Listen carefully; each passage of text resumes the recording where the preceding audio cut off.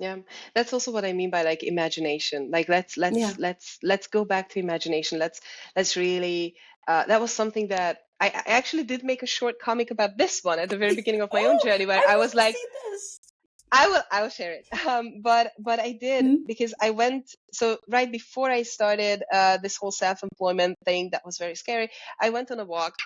I went on this walk and I took off my shoes and I was like, okay, I'm just gonna walk around like barefoot, like I did when I was a kid, and I was not afraid of anything because I didn't mm, have uh, so many bad experiences yet. Because that is also a huge luxury and privilege to have as a child. Because today there are children all around the world who mm, who are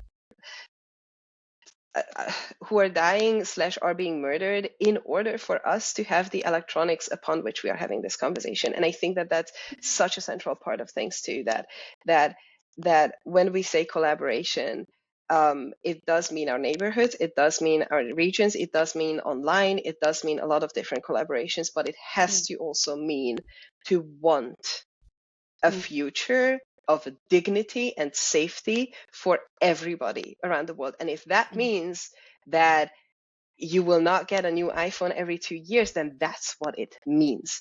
yeah. Period. Right. But then we have to be able to, and this is where I come back to imagination. We have to be able to imagine what else can exist out there. And it's Mm, not just going to be one thing, it's going to be a million different things. And then the next step is we have to work together to make those million things. There will be as many futures imagined as many people there are. We have to then work together to make those things compatible with one yeah. another. And some of it will be compromises, and some of it will be Mm, negotiations, and some of them will be, oh, hey, these things that seem so incompatible on the surface are not incompatible at all. See trans rights and women's rights. Some people are like convinced that those two things are completely incompatible. And I'm like, but they are not, because the more transphobia or anti-trans bigotry or what have you, like the more anti-transness exists in the world, the worse it is for women too, cisgender women. Like let's be honest about this part here. Like mm, mm, gender equality is not closing the pay gap between women and men. Gender equality is gender liberation. It is about not about creating gender segregated space of like, oh, this is for women only or whatever, because yes, sometimes that is very necessary depending on the context, but we have to be intentional about that and say, is it necessary in this context? If we say yes, then mm, absolutely go for it. Then have a clear idea of why, what purpose that serves, and how you are going to make it happen without policing and without enforcement, right?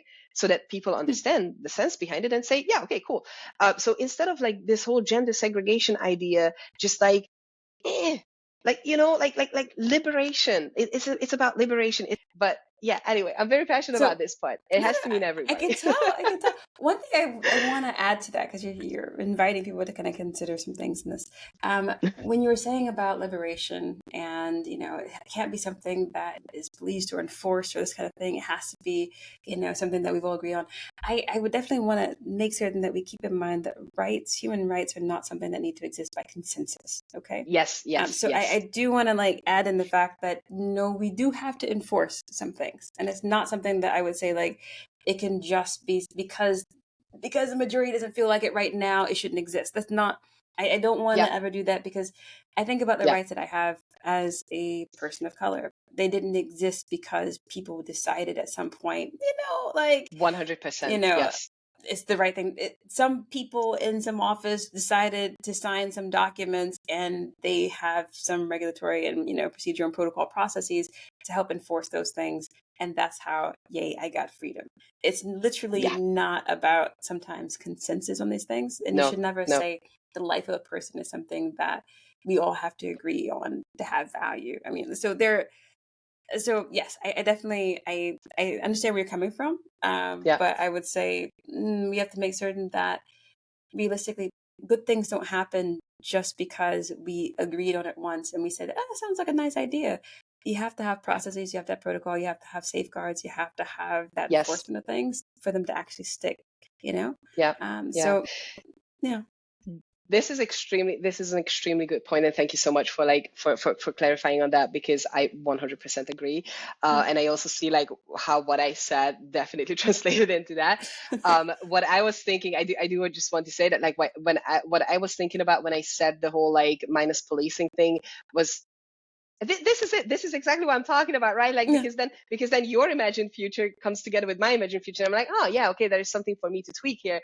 It's the Yeah. process, because it's true, and I fully agree with you. Like, I do very, very strongly like seeing. Also, again, I'm not drawing parallels here. It's just like my own experience, like seeing what is happening politically regarding transgender people in the world today. That is really scary. That is super scary to me, It is. because that is like people are debating my right to exist straight up, and it's not, and they code it in certain language. They're like, oh, we're protecting the children, and I'm like, yeah, that's what you said in the 80s when you were persecuting gay people too. Like, okay, cool, Yeah, like we've seen it's this kind of before, weird right? because they said they're protecting the children, but what about the trans children? You know, like uh, somehow they don't count trans as kids. trans children don't exist. That's Yeah. but that's a core tenet of their philosophy too. Like, trans people Ah. don't exist, trans children don't exist, period. Like, squared, what have you. So I fully agree with you. No, like liberation does not come by consensus. Mm. Yes, 100% with you there. um it's true, it's true. Like we uh, there is a lot of work to be done, and the thing is that, like, no, I'm not going to wait for people to agree that trans people have the right to exist for me to feel like I have the right to exist. I will Yeah. argue that point. I will definitely go forward and argue that point, that no, actually, what you're saying is factually incorrect. What I mean by policing is, when I was thinking about specifically about gender segregated spaces, that I Mm. call them now sometimes, is that like this whole, oh, this space is only for cisgender women.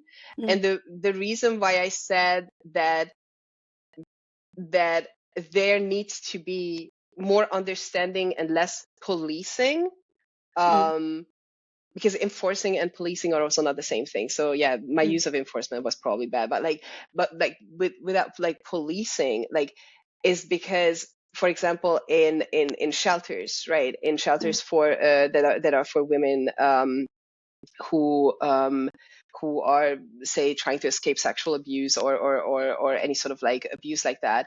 Mm. There are shelters who are, for all women, meaning, cisgender women, transgender women, anybody who identifies with that womanhood, anybody who needs access to that space.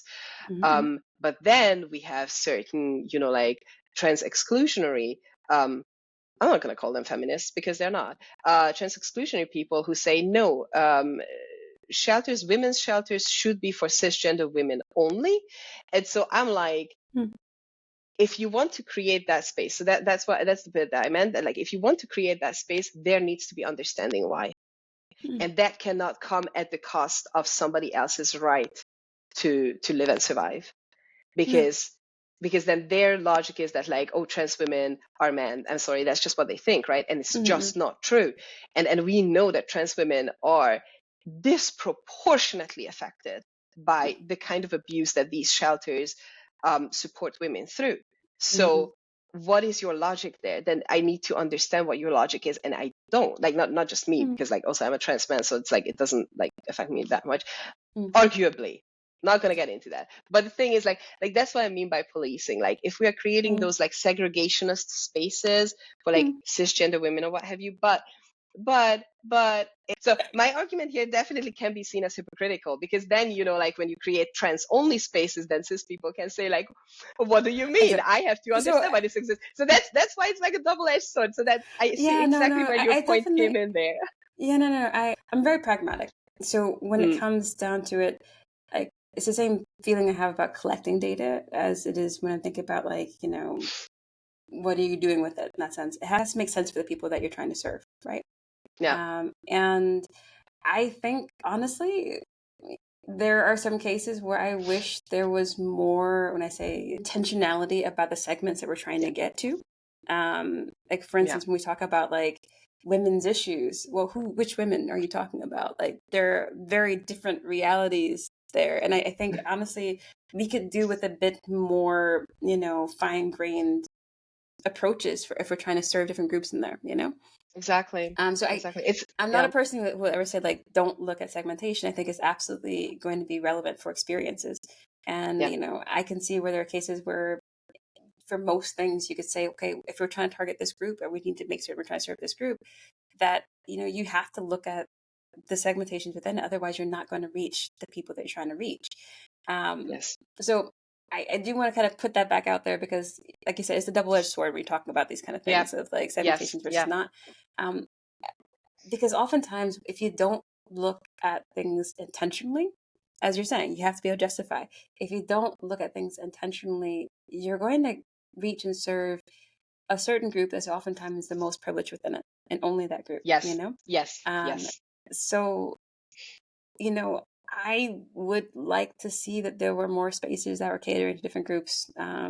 More Yes. specifically, if you're going to try to reach other groups, or more intentionality in terms of when you're planning.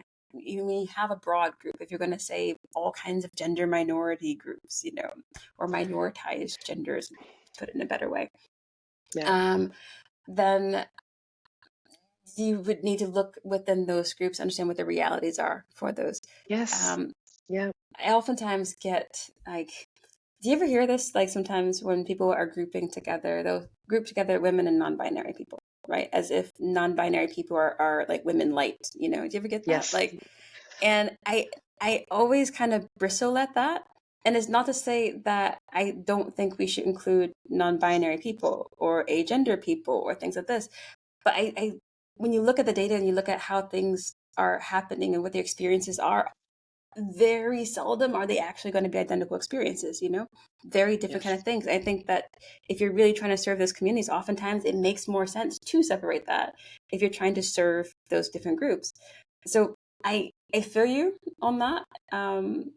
But I think it comes down to what purpose is what you're trying to accomplish. Yes. That's And, you exactly it. know, so I think it comes down to what you're trying That's to yeah. accomplish. It is Yeah. everybody should be supported.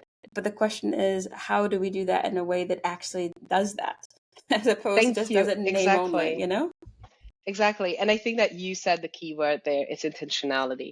Yeah. You have to be intentional about it. You have to understand what you're saying. And I think that a lot of the times when people say women and non-binary people, they don't understand what that means. Mm, Because that also like on the one hand, it's the issue is exactly what you also highlighted, is that a lot of those experiences are not going to overlap. And then and that like yeah, exactly, we will end up serving the most privileged within the group, which is like, like women's issues is for mm, white cisgender women. Like, let's be very real mm, about that. It's like, yeah.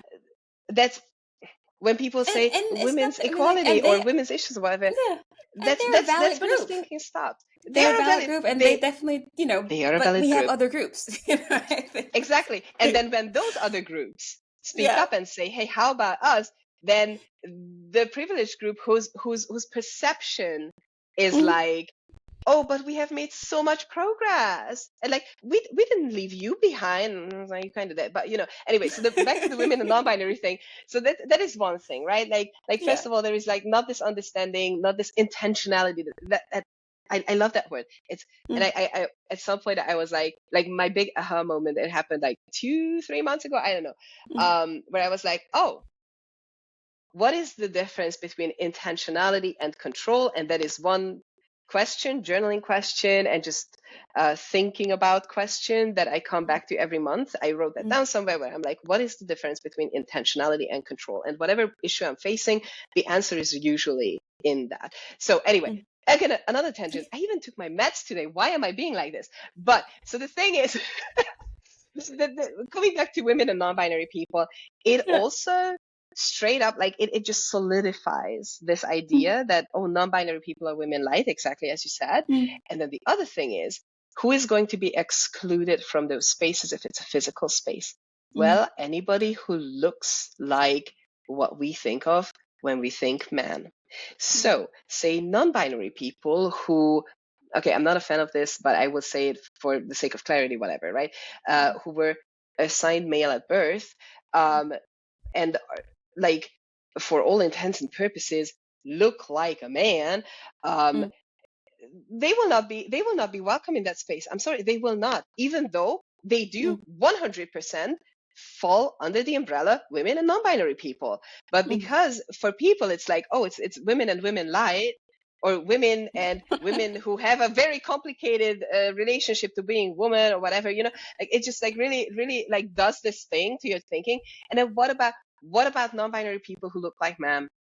What about them? Are they welcome in that space? That's the I big know. question for me too, right? Mm. And then it becomes like this whole, I hate it's like related to this point is like the testosterone fueled blah blah blah. I have never been happier and gentler in my life than when I started testosterone, because finally I was happy. That's it. Like it's not testosterone's fault. Everybody has testosterone in their body, unless Mm. in rare cases they don't. But like it doesn't matter what your gender, what your biological sex. I'm not gonna get there, but anyway, it doesn't matter. Everybody has testosterone. It's not a male hormone. Everybody has testosterone. It's just that the balance, same with estrogen, same with all of these things, it's just that the Mm. balance looks different depending on the individual Mm. and the story. So here's the thing, like what I'm saying is like the whole like, oh, it's a testosterone driven whatever, to describe toxicity. That is so damaging. The Mm. whole like, this is a sausage fest to describe toxicity, to describe having too many men in a room. All of these things, they are the other side of the whole women and non-binary people coin to me. It's still all about vilifying masculinity and equating masculinity to toxic masculinity, equating men to the patriarchy. And I don't want to go all hashtag not all men, because I have a vested interest in this. But so I'm not going to do that, right? But the whole thing is I that can say like it for you. it Okay, not all harms. men, not all men. All right, there you go. So, And here's the thing though, that like hashtag not all men, but hashtag yes all patriarchy. Period. Those yo, two things seriously. exist together. Yeah. Yeah. And the thing is that I too have to examine my part in the patriarchy now that I have a beard. Um, Mm. and so like, like it is a very complex and complicated relationship. And it's not about hashtag not all men. It's really not about that.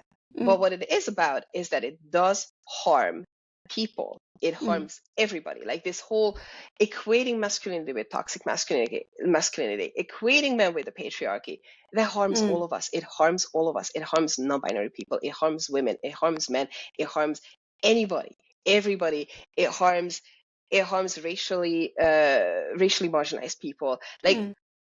come on, That's the like thing. gender as a concept, it has been historically experienced extremely differently based on all sorts of things, including your skin color. Like Mm. this whole like men, when we say, oh, men are evil, men are the devil, I'm like, okay, but who are you thinking about? Are you Yeah. thinking about racially marginalized men here? Because God knows that historically, and within like a US American and just generally a Western context, white cisgender women hold historical and extremely real power, dangerous power, over Black men. So what are we talking about when we equate all men? And this is just not about being trans. This is about everything. We have created this idea of men and women in such a white supremacist bubble that Mm. in our everyday language, we forget about the fact that, Mm. forget trans people for a moment. Gender is not like when we talk about, oh, when women entered the workplace within the US American context, when women I was entered the workplace after like, the when Second were World War, and they I'm like, like when were they not there? Like what was it's always a thing. Like my family's Black always been women have been working. in the workplace Exactly.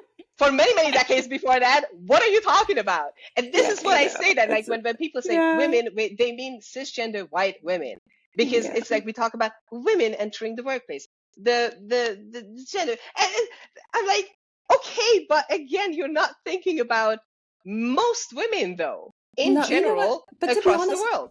in many ways, this is kind of the reason why I've always had a weird relationship with gender. So a thing for me that I noticed, like when I was growing up, I grew up in a place that was a racially segregated area. I grew up in Detroit, and so I went to school out in the suburbs, which are very, very white, you know? And their concepts of gender were so very, very different from the concepts that I grew up with. So the expectations of what a girl should be in the concept of, a middle class, white suburban thing was very different from what the values and expectations would be for a girl in a concept of like in the actual inner city. So, you're not going to be soft, like that softness and, that whole useless kind of, frailty and all that kind of stuff. Really weird vibes, that I would get. And I never quite, those are things I didn't ever identify with because it was a very socially constructed version of gender that didn't apply to where I was from, And so Yeah. these are always things where I look at like these things as being such social constructs, because Yeah. I know like there are different expectations that you have when you have that label. And I don't like to put the label on until I know what the expectations are for you, like these are kind of a weird thing, Yes. So Yeah. it's Yeah. a very weird space in that sense, Yeah. but there are always layers to it. There's always culture to it. There's always a sense of, context for which these things exist in. And that context is such a mental thing. It's such a, personal thing for a lot of people.